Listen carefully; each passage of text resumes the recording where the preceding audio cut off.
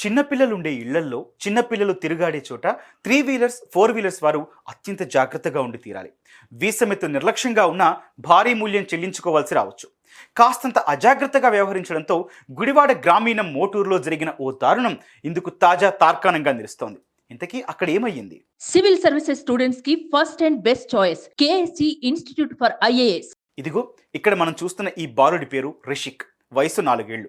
ఈ చిన్నారి తండ్రి మురళీకృష్ణ ఆటో నడుపుకుంటూ జీవనం సాగిస్తున్నారు. మురళీకృష్ణ బుధవారం నాడు తన ఆటోను సర్వీసింగ్కి ఇచ్చాడు. అది పూర్తయిన తర్వాత వాహనాన్ని ఇంటికి తీసుకొచ్చాడు. దాన్ని పార్కింగ్ చేసేందుకు సిద్ధమయ్యాడు. ఆటోను రివర్స్ చేసి పార్కింగ్ చేసే సమయంలో ఊహించని దారుణం జరిగిపోయింది.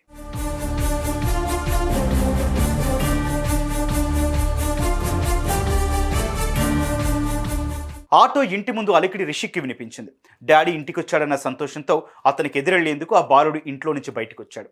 అప్పుడే మురళీకృష్ణ ఆటోను వెనకకు మూవ్ చేశారు. ఆటో బాడీ ఆ బాలుడిని బలంగా ఢీకొంది. తలకు తీవ్రమైన గాయం కావడంతో ఆ చిట్టి తండ్రి కుప్పకూలిపోయాడు. ఇది గమనించి ఇరుగు పొరుగులు అరవడంతో ఆటో దిగిన మురళీకృష్ణకు కింద పడిపోయి అపస్మారక స్థితిలో ఉన్న తన బిడ్డ కనిపించాడు. బిడ్డను వెంటనే జవురుకొని ఆసుపత్రికి తరలించాడు. అయితే అప్పటికే రిషిక్ తుది శ్వాస విడిచినట్లు డాక్టర్లు చెప్పిన మాట విని భార్యాభర్తలిద్దరూ కుప్పకూలిపోయారు. ముద్దులొలికే తన బిడ్డను తానే చేతులారా చంపుకున్నానంటూ ఆ తండ్రి విలపిస్తోన్న తీరు చూపర్లను కలచివేసింది.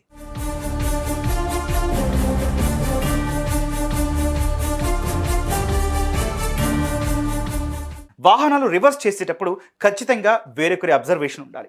చిన్నపిల్లలున్న చోట ఇది మరింత ఎక్కువగా ఉండాలి. లేదంటే ఇలాంటి ఘోరాలే జరిగిపోతాయన్నది ప్రతి వాహన చోదకుడు తప్పక గుర్తుంచుకోవాలి. So please take care when parking vehicles.